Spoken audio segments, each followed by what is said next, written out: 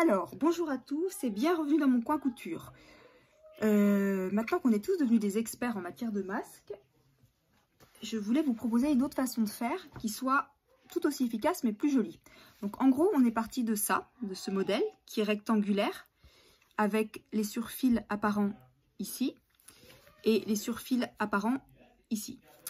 Et donc, je me suis gratté la tête pendant un certain temps pour savoir comment on pourrait faire. Donc, ce que je disais, la même chose, mais en plus joli. Donc, premières améliorations. J'ai toujours pris mon patron, donc soit 20 sur 20, soit 22 sur 22. Et j'ai arrondi les angles. Voilà, première amélioration. Donc, pour faire ça, c'est super simple. Vous prenez n'importe quoi, un truc que vous avez sous la main qui est rond. Bon, allez, moi je prends une boîte à gâteaux qui est là, hop, vous mettez dans l'angle et puis vous avez, vous tracez vos quatre angles ronds. Enfin, vous arrondissez vos 4 angles. Ensuite, ce que j'ai fait, c'est que, je suis désolée, alors je vais essayer de faire cette vidéo en temps réel pour vous montrer que c'est pas beaucoup plus long de faire un truc plus joli que de le faire très très rapidement et voilà, et que ça ne gêne en rien de la productivité. Donc là, vous voyez, il y a des chiens qui aboient, il est possible que mes enfants commencent à rouspéter. Bon, bref, voilà, tout peut arriver. Alors, je disais donc, j'ai fait des encoches sur mon patron. Je vous mettrai la photo après, mais je vous le montre quand même ici. Donc ça, c'est le patron 22 sur 22. J'ai fait une encoche, donc là, on part de 0, 3, 5,5, je sais plus ce que j'ai écrit là, 5,5 plus 2,5, hein, 14, 16,5, 19 et là 22. Donc si vous préférez des intervalles, en gros entre le bord du haut et la première encoche, il y a 3 cm, vous laissez un intervalle de 2,5, puis de 5, de nouveau 2,5, 2,5 et 3. Ça a l'avantage de faire un patron complètement symétrique, pas comme celui que j'avais fait la dernière fois qui a pu engendrer des problèmes pour certains. Parce que quand on le retournait, en fait, il y avait plus de tissu en bas qu'en haut. Bref, là, il est parfaitement symétrique. Vous faites vos encoches et vous allez découper votre tissu. Donc, la seule chose que je ne fais pas en direct, c'est découper mes tissus, c'est déjà fait. Donc, vous découpez votre tissu et vous faites des repères. Donc, dans les encoches, 3, 5,5, ce chiffre que j'arrive plus à lire qui doit être 5,5 et 2,5, 8. Ouais, 8, c'est ça. 14, non, c'est pas possible. 9, enfin bon, bref, peu importe. Vous faites comme vous voulez. 3, 2,5, 2,5, 5, 2,5, 2,5, 3. Voilà. Et puis, vous faites des petits traits à chaque fois. Tac, tac, tac, tac, tac. Et on se retrouve avec ça. Avec ce modèle qui a 6 petits traits. Voilà. Donc maintenant, on va travailler avec les 3 couches du masque. J'ai l'habitude de mettre 3 couches. Donc une première couche qui peut être décorée, brodée, en tissu. Là, j'en ai en Liberty, par exemple, qui attendent d'être cousues. Donc une première couche qui sera la couche extérieure, qui sera jolie. Une deuxième couche qui est la couche intérieure, qui sert de filtre un petit peu, enfin qui renforce la filtration du masque. Et une troisième couche qui sera la couche extérieure. Donc pour le moment, la couche extérieure, on n'en a pas besoin. Donc on la met de côté. Voilà. Alors, vous allez prendre, on va travailler ensemble avec la couche 1 et la couche 2. Donc vous les prenez. Alors j'ai pris ça parce que c'est facile de repérer l'endroit comme ça. Vous les prenez et vous allez commencer à faire les plis. Donc on fait les plis sur les 2 premières épaisseurs en même temps. Donc vous vous servez des repères que vous avez fait avec vos encoches. Bon, il se trouve que moi, je triche un petit peu parce que là, j'avais fait ma broderie avant de faire les encoches. Donc, voilà, imaginez que je suive bien mes encoches. Hop. Voilà. Vous faites vos traits bien droits. Alors, soit une épingle pour épingler, comme ça. Soit, moi, j'ai des petites pinces. Des pinces Clover. Ça. C'est des pinces, c'est un truc japonais. C'est très pratique quand on a beaucoup d'épaisseur à épingler. Donc vous épinglez ou vous pincez, hop, et vous faites la même chose pour le pli du bas. Voilà. En essayant de bien garder les 2 épaisseurs ensemble.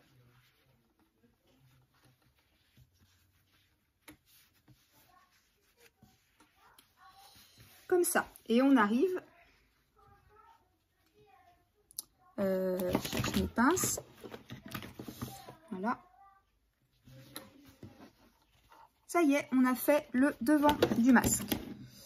Enfin, dès que j'aurai trouvé mon matériel. Attends, je ne comprends pas, c'est super bien rangé chez moi. Voilà. Le devant du masque est fait. C'est quand même pas beaucoup plus long que la méthode plus rapide et moins fignolée.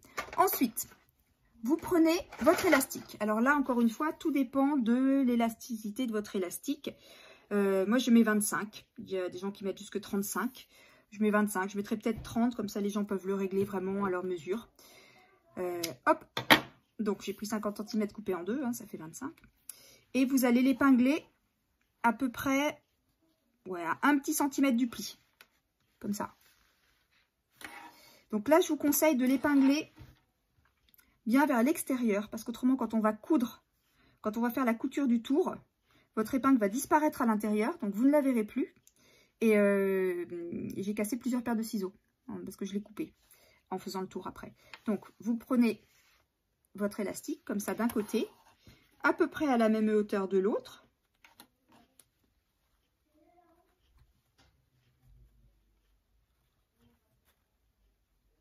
Voilà, comme ça. Et vous mettez le deuxième élastique en bas, à peu près à la même distance que celui du haut. C'est pas... Ça y est, j'ai encore failli épingler à l'envers. Comme ça, d'un côté. Et puis de l'autre, en faisant bien dépasser les épingles vers l'extérieur.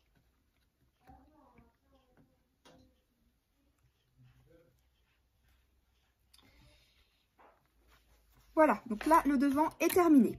Donc, pour éviter tout à l'heure de coudre les élastiques en faisant la couture finale, vous prenez soit une épingle, encore une fois, soit un morceau de scotch de peintre, j'en ai un coupé là, voilà, soit un morceau de scotch de peintre. Et vous prenez vos élastiques et sans les tendre, vous les maintenez au milieu. Voilà, on vérifie à l'œil que les plis sont à peu près droits.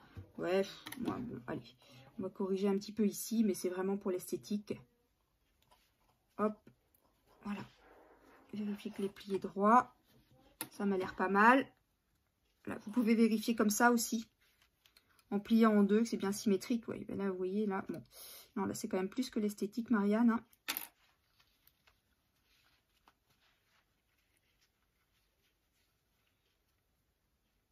Hop, voilà, c'est quand même mieux quand c'est symétrique.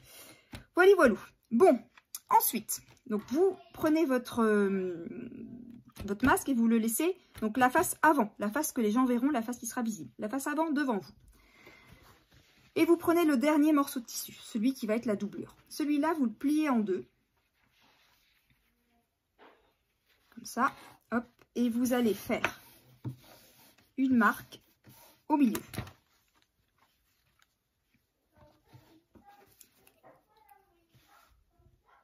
Un petit trait de crayon d'un côté et de l'autre. Et ensuite, vous le prenez et vous allez l'épingler au-dessus.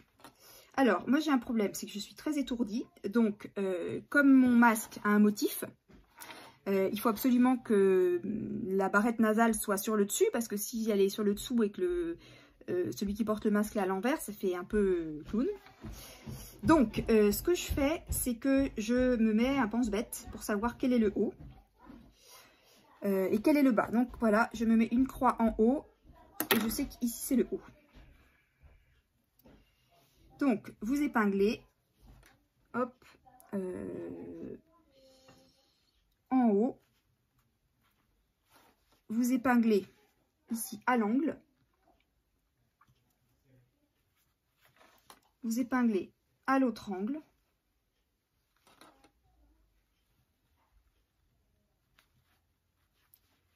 voilà, et on va faire la même chose en bas. Donc, là c'était le haut, hein, là j'ai mis ma croix, et là c'était le bas. Bon, le bas c'est pareil, le bas il faudra laisser une ouverture. Donc, tête de linotte, j'oublie tout le temps de laisser mon ouverture. C'est pas très grave, hein, il suffit de découdre et puis finalement on a les marques. J'ai une amie qui coud tout et puis qui découd après, elle dit moi je trouve ça plus facile. Bon, bref, peu importe. Donc là, ce que je fais, c'est que pour pas oublier, je prends des épingles différentes. Et je vais épingler en bas, comme ça, en laissant une ouverture d'à peu près... ouais, c'est pareil, je les fais toujours trop petites, mes ouvertures, c'est ridicule, je sais pas pourquoi je fais ça. Allez, on va dire entre 5, 7, 10 cm, maxi. 10 cm, vous êtes largement bon. Voilà, allez, on va faire un petit peu plus grand. Pour pas avoir l'air bête devant vous, en retournant mon truc difficilement. Voilà, comme ça. Et pareil, vous épinglez les angles. Les angles. Sur les angles.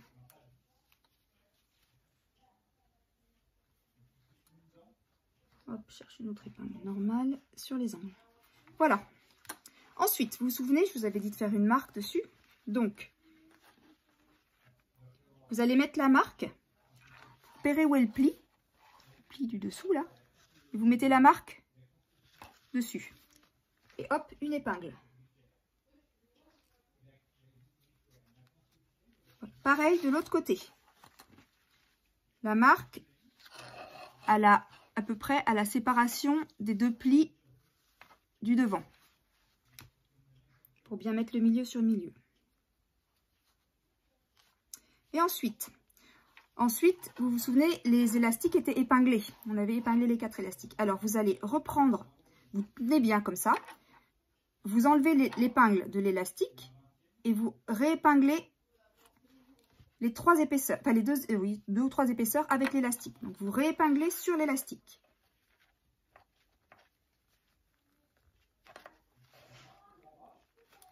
Quatre côtés.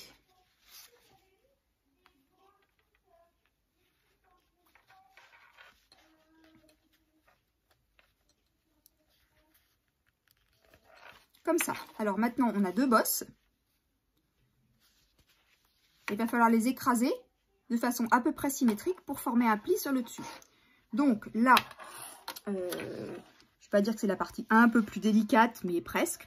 Donc ce que vous pouvez faire, c'est enlever la pince ou l'épingle que vous avez mise sur le pli. Vous tenez bien avec les pouces, avec les doigts. Et puis vous poussez comme ça le pli jusqu'à l'épingle. D'un côté, hop, vous remettez votre pince. Et de l'autre. Comme ça. Voilà. Donc on a un pli qui se forme sur le dessus. Ça y est, moi vous voyez, j'ai caché une épingle à l'intérieur. C'est un peu dommage.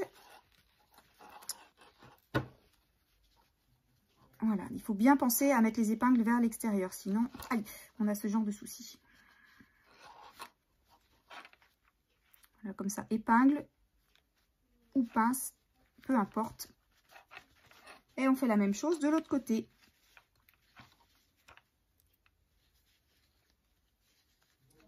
Comme ça. Et on refait le pli.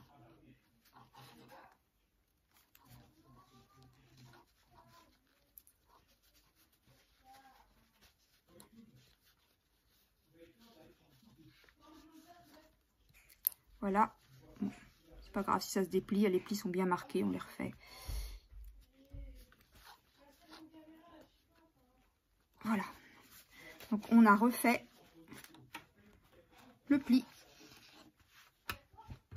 Vous avez d'un côté, donc ça c'est la doublure que j'ai mise après. Vous vous souvenez, j'avais fait une croix parce que je me souvenais jamais du haut et du bas.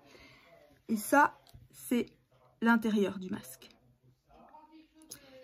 Alors, maintenant, donc vous avez la doublure avec la croix dessus. Vous prenez votre ouvrage et vous le retournez. Et vous allez prendre un morceau de fil de fer, à peu près 10 cm. Vous recourbez. Non, j'ai pas la bonne pince. Mais c'est pas possible. Ah, elle est là. Donc vous recourbez le bout. Hop. Vous recourbez le bout sur allez, 5 mm à peu près. Un peu plus de 5, un peu moins d'1 cm. Hop. Comme ça. Pour ne pas avoir d'angle vif qui troue le tissu. Voilà, comme ça. Et puis, vous prenez une bande de tissu. Celle-là, elle fait je sais pas combien, ça doit faire 12, allez, entre 15 et 16 cm, un petit peu plus long. Hop, on la replie. Comme ça, on l'emballe en fait. Vous emballez les bouts. Comme ça. Hop.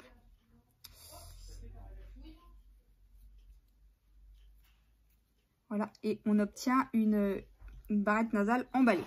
Et cette barrette nasale, vous allez la poser ici, d'un sens ou de l'autre. Je pense pas que ça soit très différent. Donc vous la posez ici, en haut.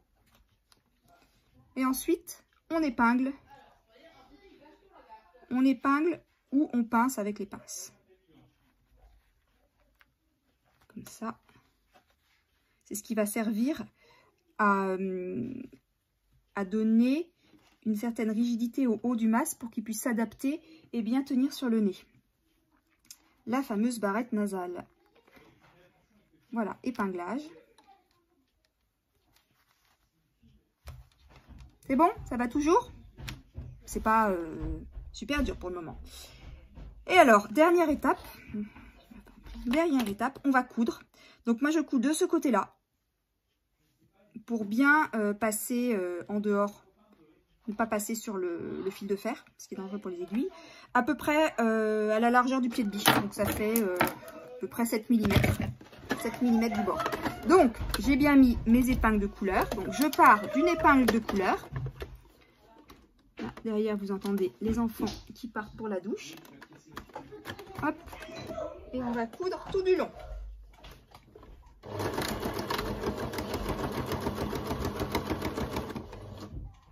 Bien faire attention dans les angles. Bon, moi je retire les épingles au fur et à mesure, mais c'est une habitude, ça chacun a les siennes.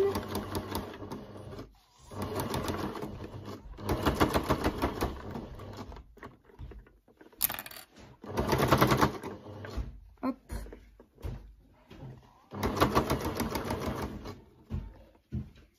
Là on va arriver sur le haut du masque, à l'endroit de la barrette nasale. Donc là, c'est un petit peu plus épais.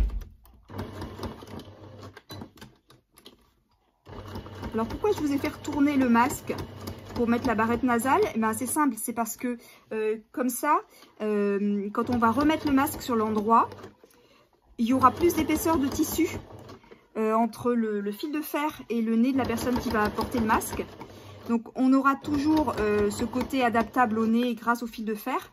Mais il sera moins, ce sera moins agressif pour celui qui va porter le masque. Voilà, là mon angle n'était pas très beau parce que je parlais en même temps. Je ne regardais pas ce que je faisais.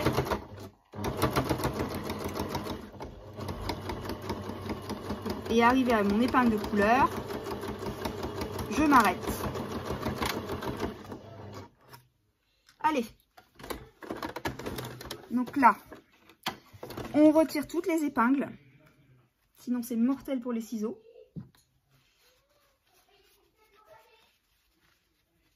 Ah, il y en a encore une là.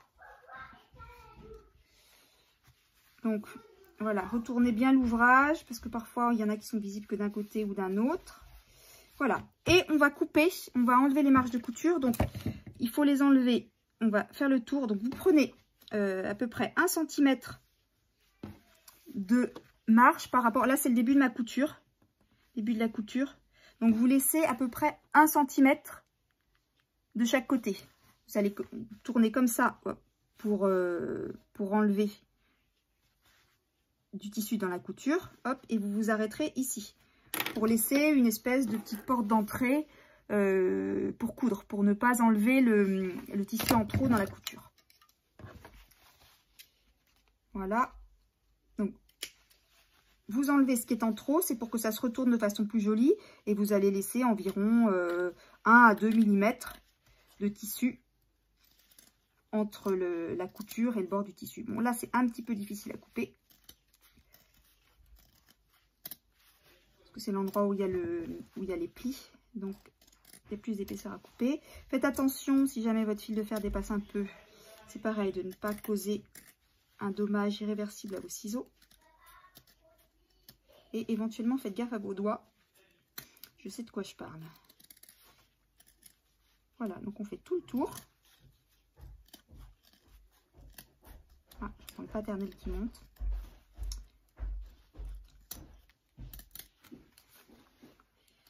Ah non, c'est pas pour moi. Bon, voilà. Hop. Voilà. On obtient ça. Alors maintenant, il faut retourner le masque. Donc, vous allez retourner le masque. Vous le prenez du côté de la barrette nasale. Et là, vous comptez une épaisseur de tissu, une épaisseur de tissu, 2 épaisseurs de tissu. Si vous avez mis des tissus de couleurs différents, c'est plus facile. Donc, une épaisseur, 2 épaisseurs. Ça, c'est l'avant de votre masque et ça, c'est l'arrière. Et là, vous retournez. Vous remettez sur l'endroit.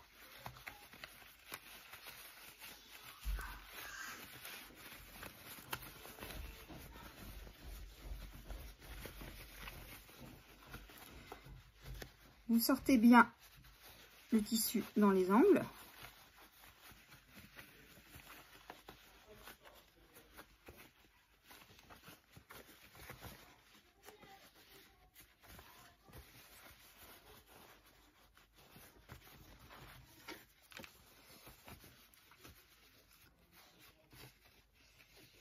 Voilà, il y a la barrette nasale, la remettez bien en place. Hop, on tire de chaque côté. Vous enlevez votre scotch de peintre. Et vous refermez bien les plis. Et ensuite, il n'y a plus qu'à rentrer le tissu à l'intérieur de l'ouverture ici.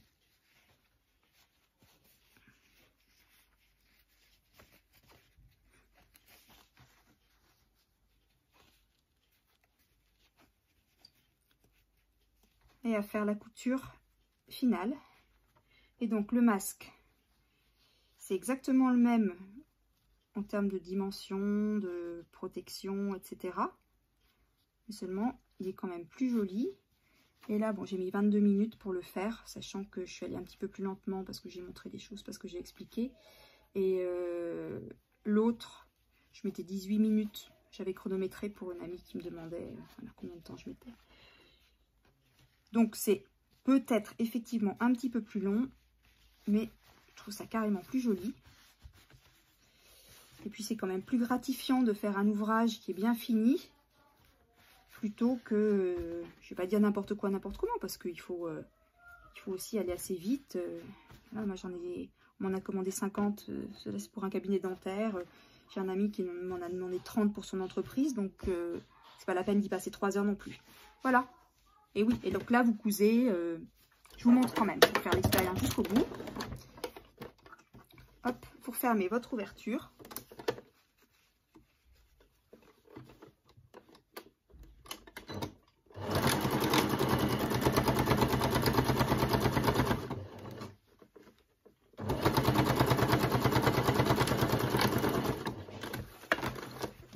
Et voilà, c'est finito. Évidemment, j'ai perdu mes ciseaux. Pourtant, c'est pas le bazar chez moi. Bon, et ben écoutez, bonne soirée à tous, bonne couture à tous, et puis comme d'habitude, n'hésitez pas à m'envoyer un mail si vous avez des questions ou des remarques, ou si vous pensez qu'on peut encore améliorer le truc. Et voilà, à bientôt!